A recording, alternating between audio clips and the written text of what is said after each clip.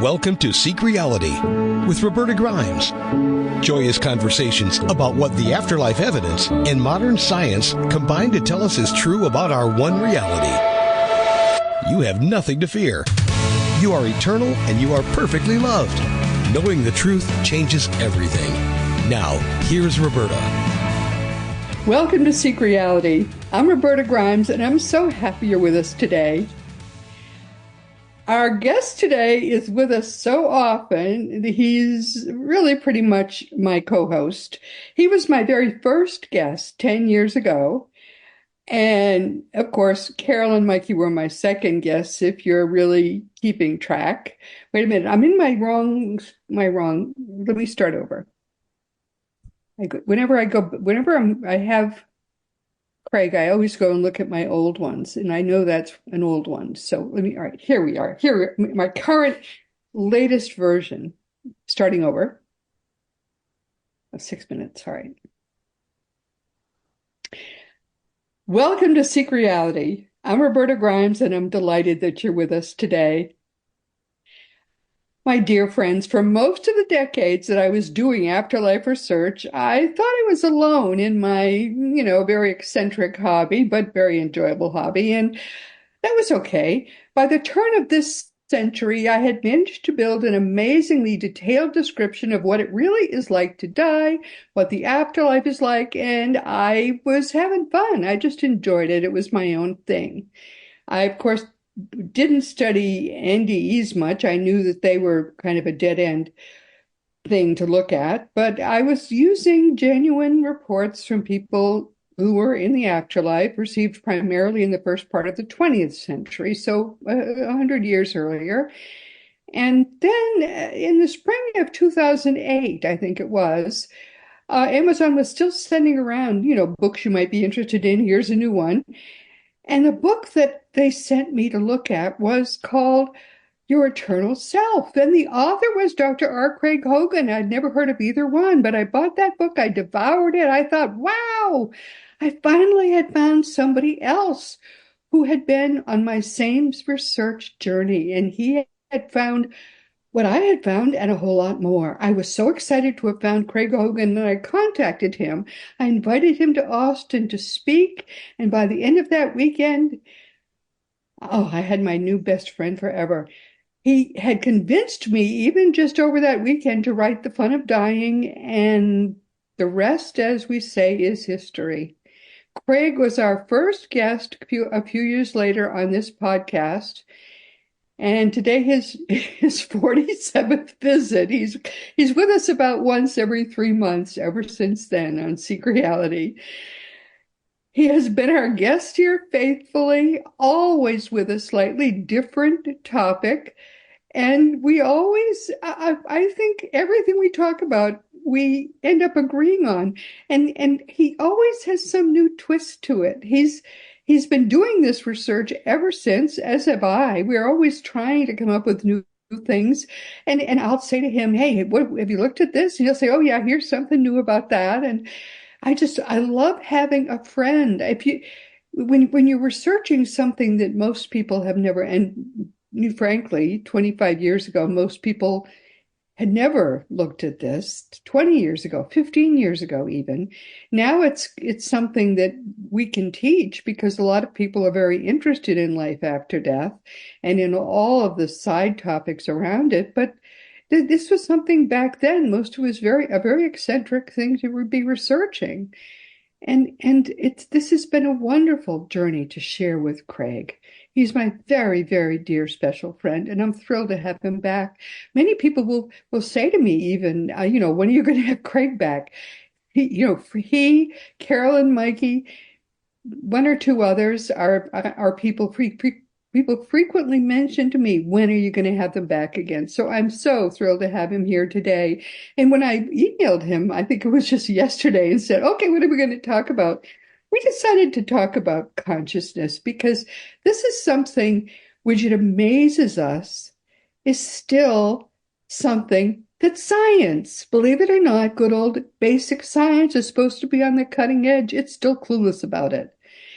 I think you probably find it hard to believe that maximally educated people who do physics for a living have not yet caught up to someone like me who never got beyond high school algebra 2. I swear, they still have not caught up to me, but so it is.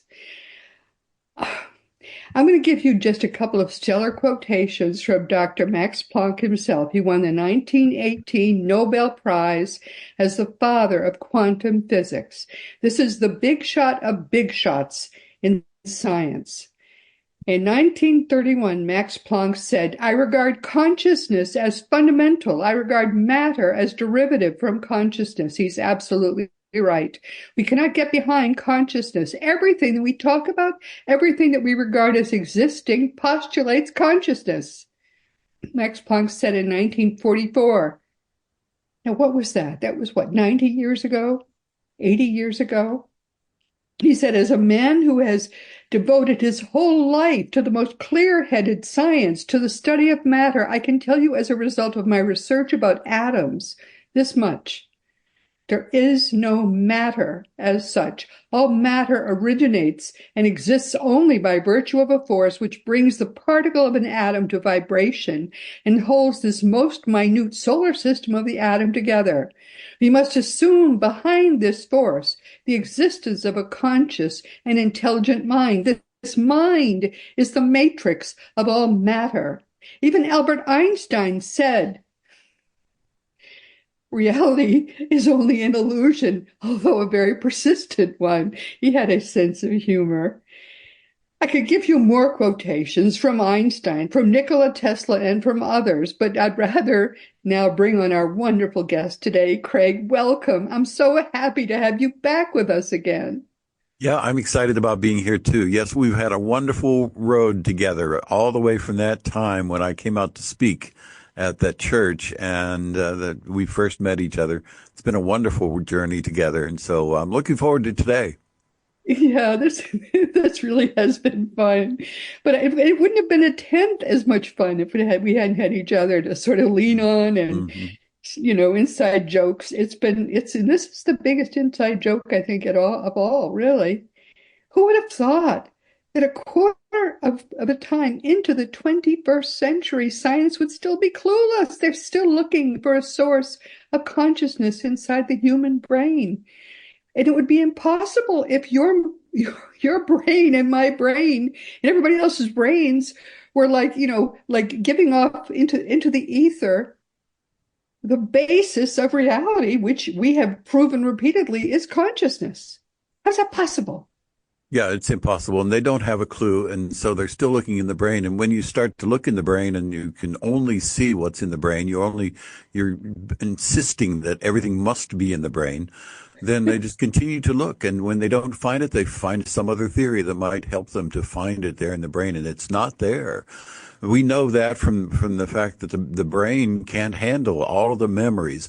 We couldn't have the memories, a whole lifetime of memories in the brain. There was research that was done at the Max Planck Institute, and they found that there was no electrical impulse going from the eyes into the optic nerve, into the optical cortex in the back of the brain. They couldn't find anything, which shows that there was nothing going on there. And what that means is that the experiences of sight are coming from somewhere else. They're not coming from the outside. So, but they've ignored that. They've ignored the fact that the brain processes, they've found information at the rate of 60 to 80 bits per second. And that's enough to fill your mind in 1 hour of television. So 1 hour of television would fill your mind. But we have many instances in which people can remember every instance that happened in every day of their life. It's called hyperthymesia, and they can remember things that happened when they were in grade school, and they can tell you about that day and what was going on in that day, and that's just Right. impossible. It couldn't happen if the memories were being stored in the brain, but they just ignore the fact. It is so astonishing. Hmm. It's so sad. It's really sad, actually. And Yeah. and because they have invested so much science in the last 100 years, in this dogma, which is what it is. It's Hmm. basically it's a fundamental dogma of science that that's where consciousness must come from. They've invested so much in it that they can't accept any other possibility. And so that's where they have to go. I recently took a course from IONS, which the International Organization of Noetic Sciences, I believe is what it's called, which is a very reputable, uh, theoretically consciousness researching organization. And what they were doing was awarding papers to people who theoretically are in the same field that you are on and I are in. And these people had just done a tremendous amount of research on other papers, which were all researching again where consciousness is coming from inside the brain. And at first I was interested. I was, oh, they're going to be showing something new. But instead, it was like more and more and more people trying to figure out nonsense. I mean, it was like it felt like watching people on a desert island who had found a radio that was still somehow working, still trying to figure out where Frank Sinatra was. They had taken the thing apart and they couldn't figure out where that voice was coming from. And yet they had a scientific degree, so they should be able to figure that out, shouldn't they? And I just can't believe it. Adult scientists behaving this way? How is that possible? I don't get it. Yeah, it's amazing the fact that they're not looking at all of the data. We have so much data now to show that the mind is Yes, not in the brain, and then we have data to show that the mind continues after the body dies, and it's all out there. It's all available, and anyone can look at it. It's overwhelming, and yet they ignore it. And the reason they ignore it is because it doesn't fit with their paradigm. And they've invested their careers and they're writing books about the idea that the mind is in the brain. And so they've got to stay with that paradigm and they refuse to look at the data. Just like Galileo, when Galileo wanted to show that the Earth is not the center of the universe and that the Earth actually is one of the planets that revolve around the sun. And he just asked the learned people of the time, the clergy and the scientists, to just look through the microscope or through the telescope. He said, just look at it. You can see that the Jupiter has moons and the moon, our moon has craters on it and Venus goes through phases and they wouldn't look through the telescope. And the same thing's happening now. They just won't look at the data that we have to show that the mind is not in the brain, so that when we drop off the body, the mind just keeps on going, healthy and happy and as alive as ever. And we just can't get them to look at the data. what about the minds of plants? Where can we find the brain of a plant? I mean, I have plants in my office that I love dearly. They're over there. You can sort of see them in the background. And I have not thought of taking them apart because I love them dearly, but I do believe they do not have a brain. Isn't that probably something that I could prove?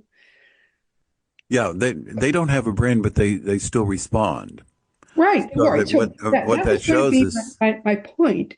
If you yeah. take a galvanometer, which is a lie detector, and you Mhm. attach it, this has been proven 100,000 million times, you attach it to a leaf of a plant in another room.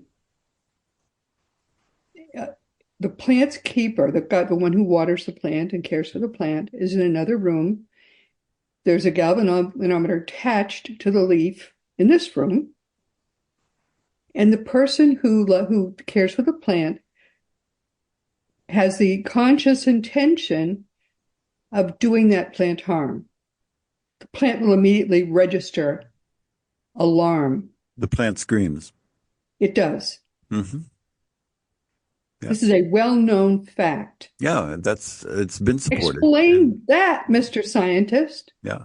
And so because their assumption is that there must be synapses, there have to be neurons, there have to be brain stuff in order for things to have any consciousness, and it isn't so. And we're discovering that to be true now. We know that trees, for instance, have a network of roots underneath the ground, and that a tree will favor giving nitrogen to its babies, to its little trees.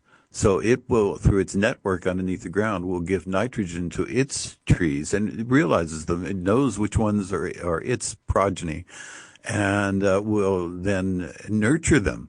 So we have the data to show this is true. We have the data to show that the plants respond, and the science simply can't explain that because they're looking for any consciousness has to be in what they think is neurons.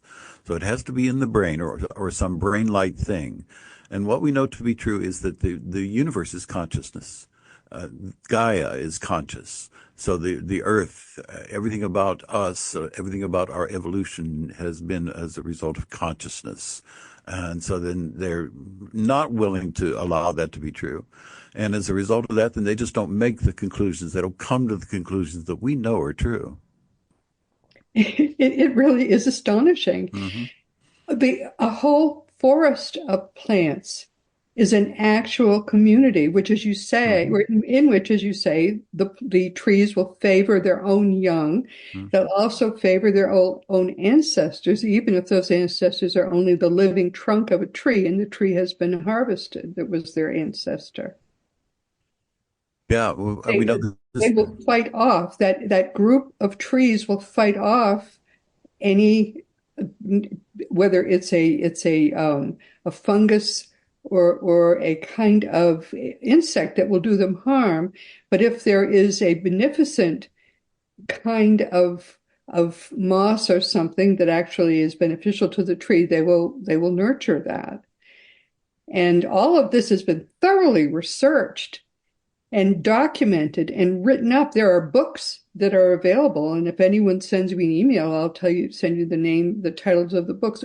One is called The Secret Life of Plants. If you haven't read The Secret Life of Plants, you don't know anything about anything. That's free advice to everybody who is watching us. Read that book. That book was a revelation for me, and it came out in the early 70s. And what they don't realize is the fact that the mind is at the basis of reality. So consciousness is at the basis of reality. And as a result of that, then there are things that happen in this reality that show that it is consciousness that's acting. Evolution is a process of consciousness coming into its own. So we know that to be true now. We know that there are punctuated periods of evolution in which suddenly something happens. Suddenly there's a change that couldn't possibly happen by chance. And Yes, that's a result of the punctuated fact, equilibrium, it's called. Yeah. yeah, that's a result of the fact that at the basis of reality is consciousness. So we are, anything that we observe in this reality then is part of consciousness. And all we have to do is get behind this reality. And as you say, Max Planck saw that. Max Planck and the progenitors, the original pioneers of quantum mechanics and the early science that was happening in the early 20th century, they all realized that there was something greater than a material realm.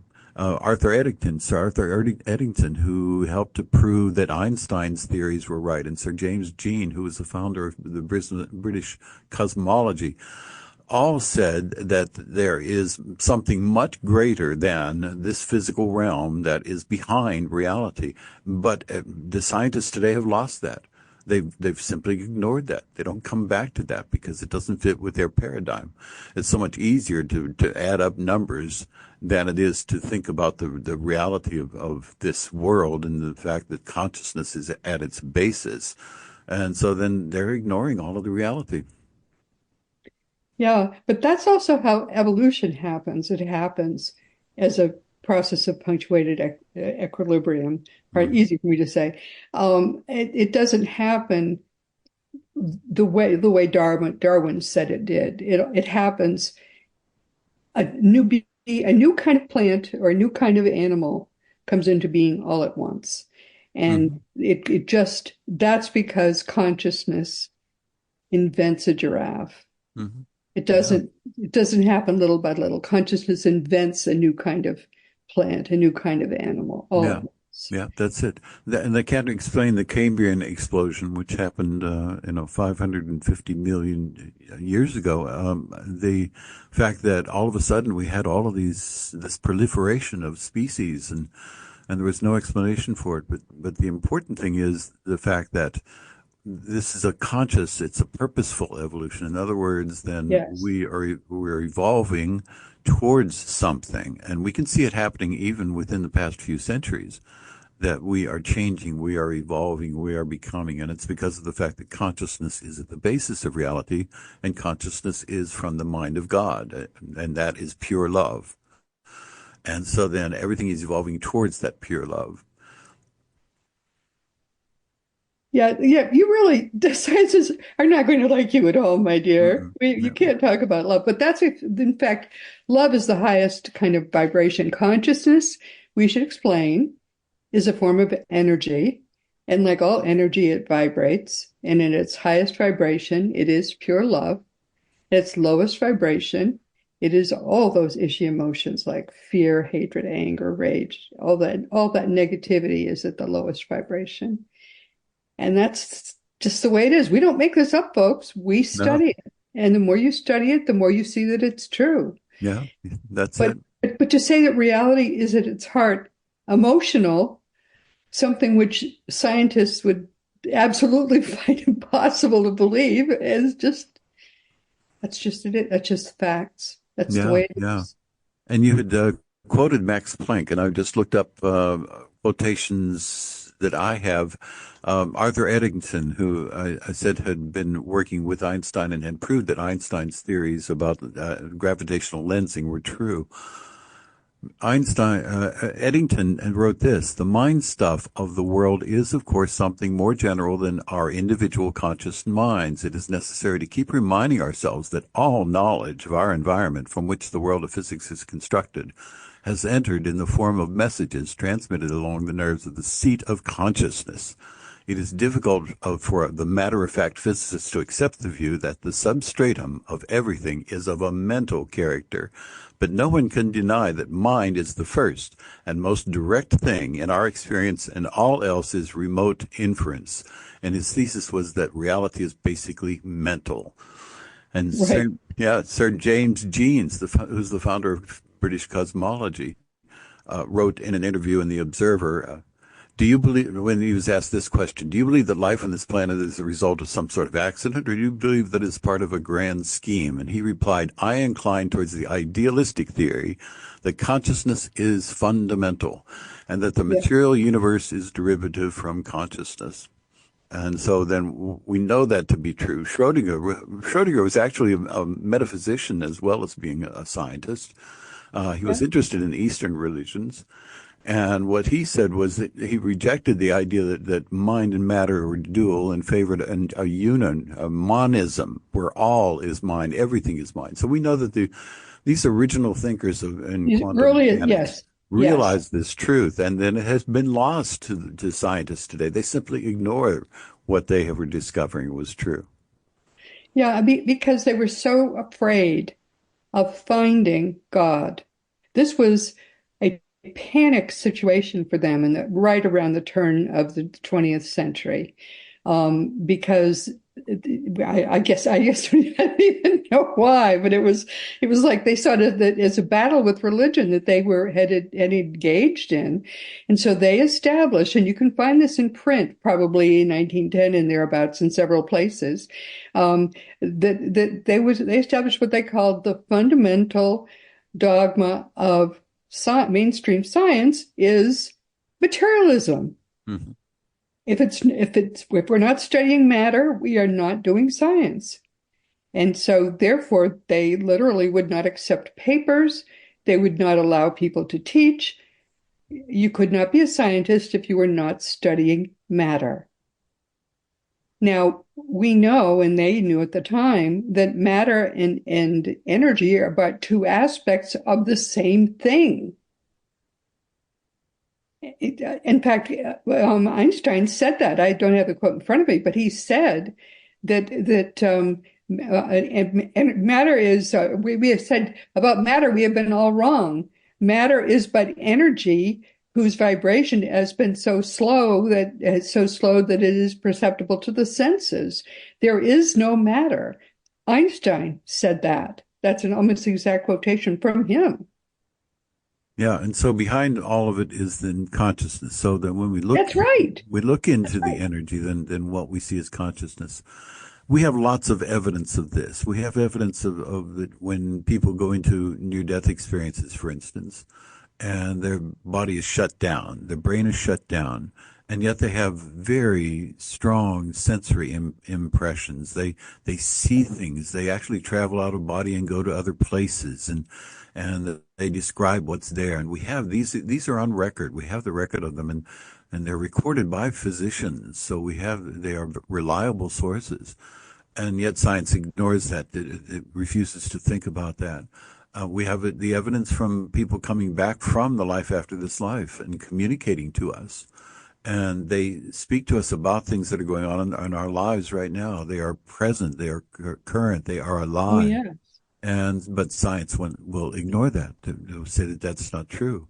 In my book, Evidence Beyond a Reasonable Doubt, You Will Never Die, is based upon the essay that I had submitted to the contest that had been going on, and that famous contest that I think everybody probably knows about it now, about the effort to find out what is the basis of the mind, and does mind continue to live after death, and all of the things that are in that book are evidence beyond a reasonable doubt. There's no doubt about the fact that we continue to live after the body dies. In other words, we don't need the body.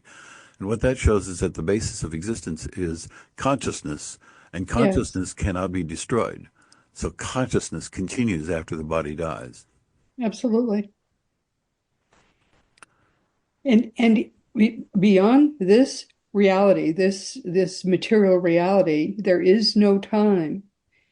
And one consequence of that fact, which has been proven so many different ways, is that if you are aware and watching us and listening to us now, that means you are always aware. You always have been, you always will be. It's that you exist eternally. If you are watching and listening us right now, to us right now, you exist eternally. I don't know how many people really understand that fact, but it's true. Yeah, I think that the people generally have a glimmering of an understanding. They believe that mom is not really gone when the body dies, and mom is not here anymore, and they believe that somehow she's still here. They don't fully understand that, but we have an innate sense of the fact that we continue to live after the body dies. But now we have the science behind that. We have the science of the afterlife. We have the science of consciousness. And now we can say exactly what does happen when the body dies. We can say where we are. We have roadmaps to the afterlife. So we know that these are true now. And Yes. we have people coming back from the life after this life and describing what is happening in their lives there, and what their life is like there, and what they do there. And all of this information is available now, but the scientists who are materialists simply won't look at the data. And why won't they is what people are thinking. And the reason is they need to feed the kids, put them through college, save for retirement.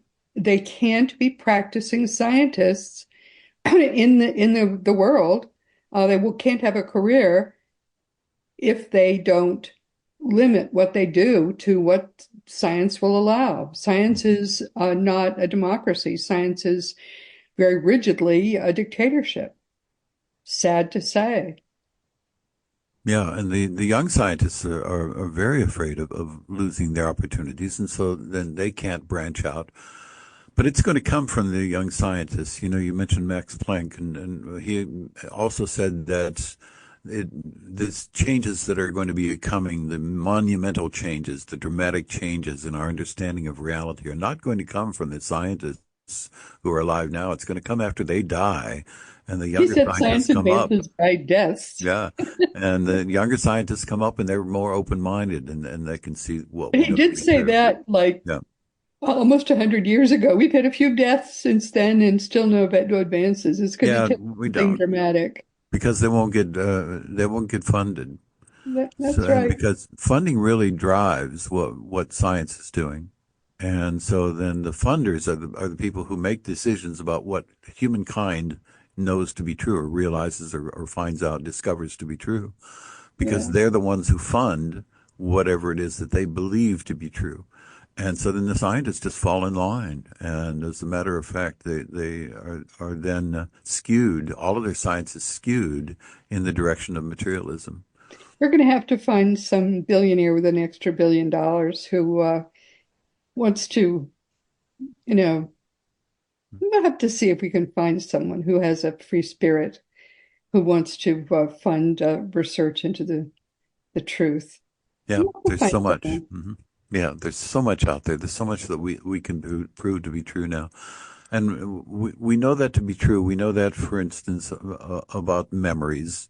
The memories are not in the brain. We know that they're not in the brain. So then what we can do now is we can prove that to be true.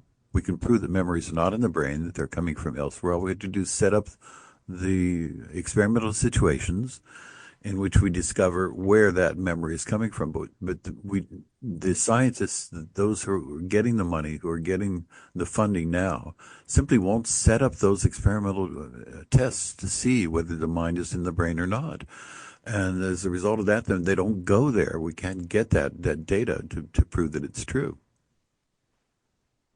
We'll have to maybe after Elon Musk finishes cleaning out the government, maybe he'll fund a little experiment for us. We'll see.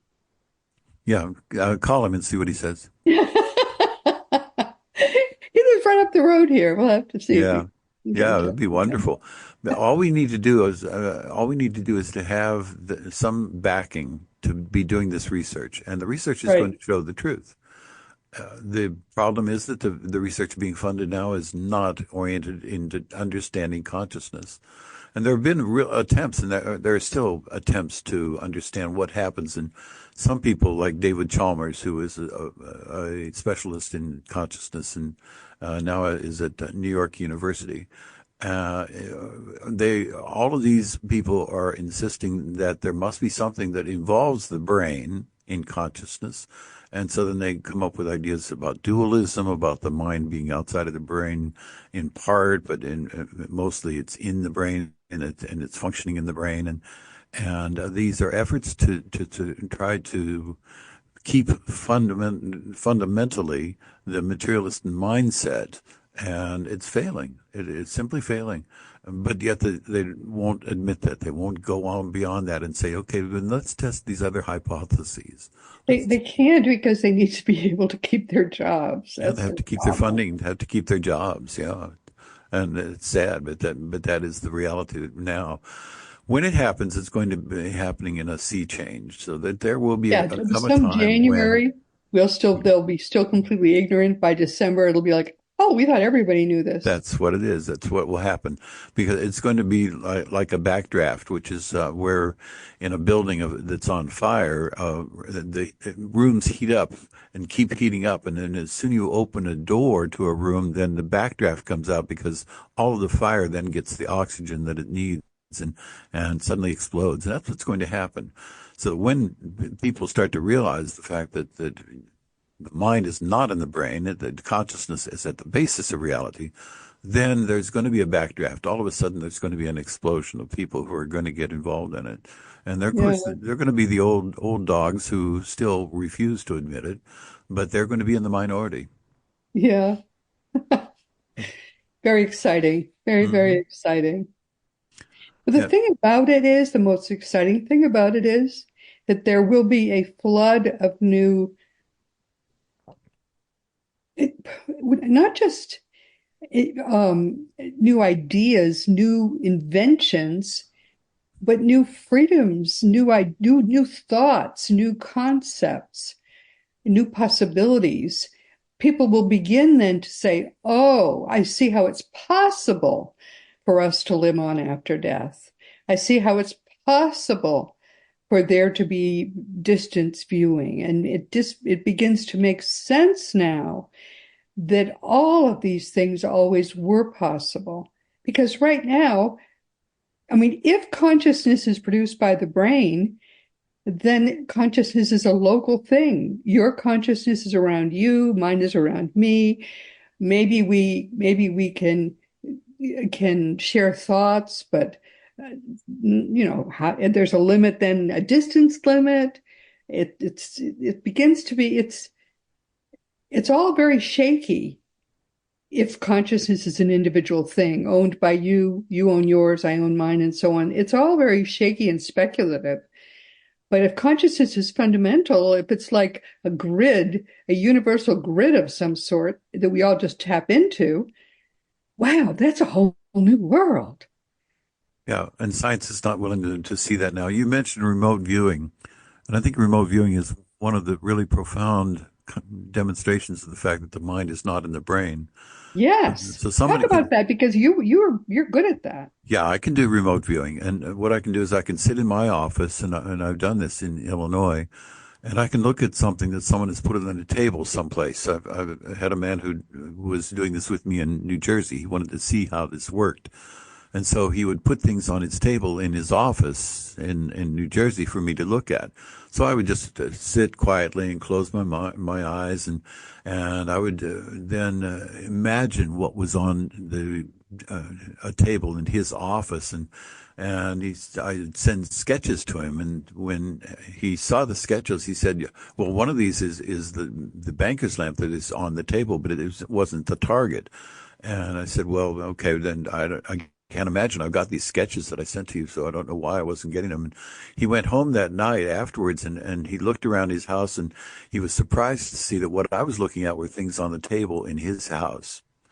And so I was seeing things, I was sketching them, and it wasn't just one table. I was going from table to table all the way through his Oh, house, and I had every sketch was of something on a table in his house. oh, how And funny. it would be impossible if my mind were encased in my skull, if it were 3 to 5 pounds of tofu-like matter that was in my skull. I couldn't possibly be able to see those things that are out in New Jersey when I'm sitting in my office in Illinois. Of course. So we know that consciousness is not in the brain. And that means when the brain dies, the consciousness just continues. We just continue to live. And we then transition into the next life. And the next life is very much like this life. It has all of the characteristics of this life, except none of the negatives. Everything is of the positives. And so That's we what's know that glorious we just about it. transition. Yeah, we just transition. It's a change of form. It's just a change into a new form. That's all it is. People who have near-death experiences very often believe they've actually gone to where the dead are. And what they technically do not go to the afterlife. There is a sort of foyer from which we go to Earth and after which we transition back. They don't go there, to that foyer, because, and we know that's true, in part because they've survived the experience. During an extensive near-death experience, people will approach that area and will be told, you have to turn back, because if you don't, your silver cord will sever and you'll be dead and you won't be able to go back. But it's so different there. It's so extraordinary and beautiful to the places people can visit in a near-death experience that it feels like they must be where the dead are, and they will meet with their family. Sometimes they'll meet with beautiful beings. They'll have wonderful experiences very often. Naturally, it feels like they've gone to, the afterlife. They just Yeah, haven't gone technically to the afterlife because their silver cord has not severed. yeah. It's only a So near death. Hmm. it's near death. Yeah. Hmm. I mean, that's the way it is. Yeah, But it's a wonderful, wonderful, beautiful place that people travel to in a near-death experience. Nothing wrong with it. It's gorgeous. It's beautiful. And it's we call it the astral plane, and it's beautiful. It's yeah. also huge. It's Mhm. gigantic. It's not, people think it must be crowded. There's been so many people who have died and now are hanging around there. Oh no, it's very much bigger than here. We think, just to give a size estimate to it, we think it may be as big as the universe. Um, Yeah. only without space between. It's just all beautiful and gigantic and wonderful, and there's no negativity that we're aware of. It's just beautiful. The way they describe it, they say to us that there are millions of other spheres or worlds, and what we are in one of them, and they call the Earth the nursery because of the fact that this is where we gain our consciousness. This is where we then develop what we will continue with when we go into the next realm. But there are millions of other spheres and planets and all of these things exist and we are akin to them. In other words, we are still one with them. So everything that is happening on those other planets then is affecting what we're doing. It's affecting who we are. We know the fact that the people who are coming to us that we call extraterrestrials, the individuals who are coming to us, the great majority of them have our best interests at heart. And they are here to help us. That's one of the places that the UAPs or UFOs come from. It is people who Yes. are coming to help us, to work with us. And there are some that are malevolent, who are not so nice, but they're kept Yeah, they're being kept away from they're being us. kept away from us, right? And so we know that that's true. We know that there are other worlds, there are other lives, and we will be having correspondence with them. We will be communicating with them.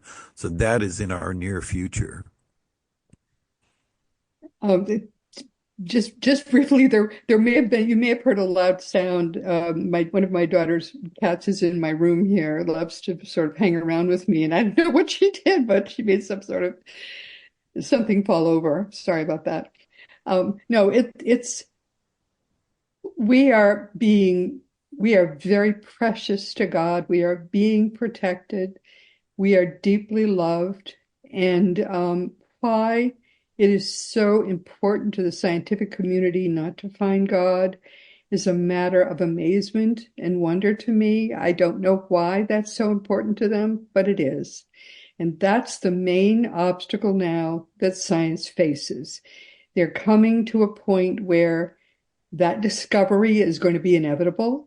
They won't be able to avoid it any longer. And I don't know what the tip is going to be, but there will be a point that they come to where it will be impossible for them to ignore what is being found by, as you point out, the next generation, the next younger generation. Somebody is going to find it and it will be unavoidable. But we're coming to the end of our time. What do you want people to take away from our conversation today? We've talked about quite a bit. Yeah, the most important thing is at the basis of our reality is consciousness. In other words, it's the mind of God.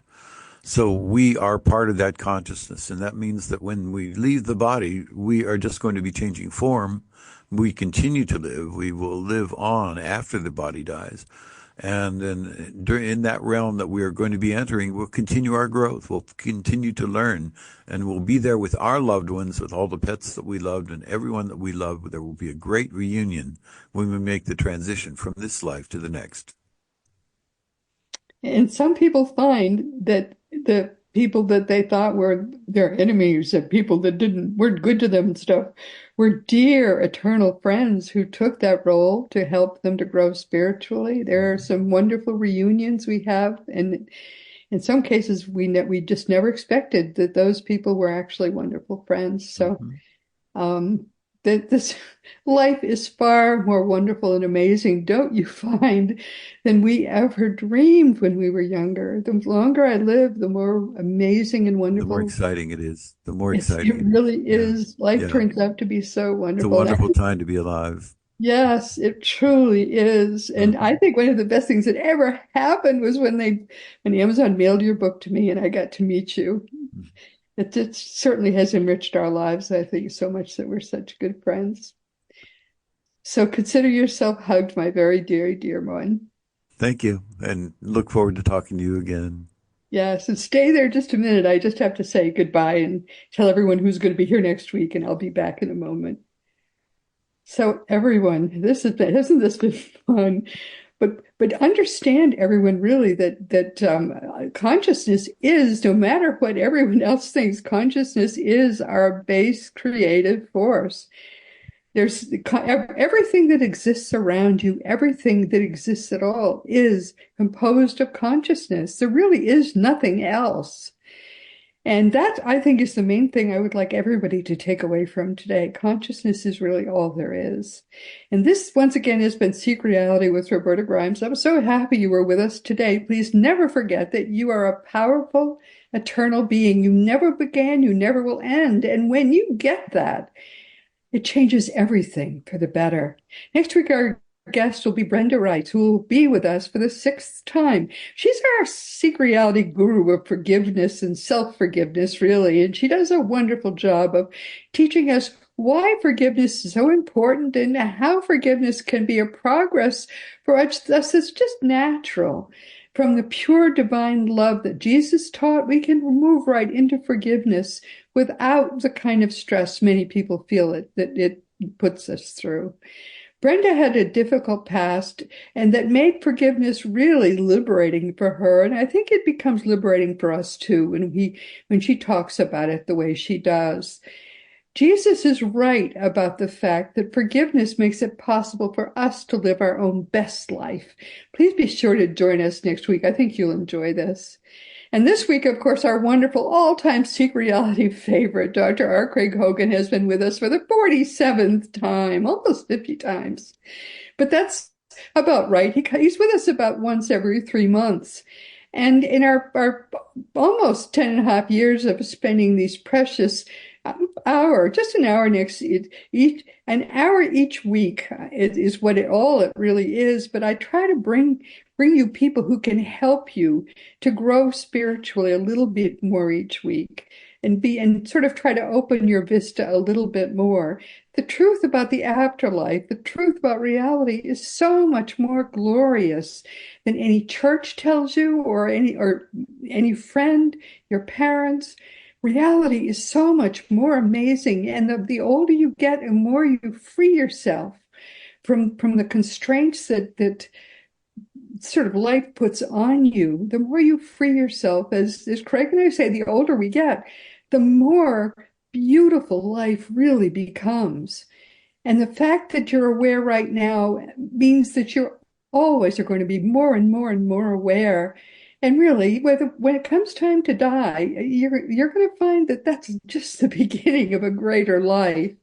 Craig and I founded seekreality.com together, but he has taken it over and done more with it than I ever could have done. He has really made it into something amazing. So go to Seek Reality online, seekreality.com, and learn from Craig what your next stage is. It just is glorious. And of course, we also have teachingsbyjesus.com, which is your best resource for the beautiful divine truths that are brought to us now in perfect love by the greatest teacher of them all, Master Jesus. Now it really is his turn, because as the religion dies, which he didn't have any part in creating, that was the Roman Emperor Constantine's idea, and as it dies, Jesus is finally going to come into his own. And I have some books too, but there's no time to talk about them because we talked for so long, but that's okay. You can find them on Amazon or, just wherever books are sold. If you ever want to talk to me about anything, just go to the green contact block on robertagrimes.com. I answer all my emails.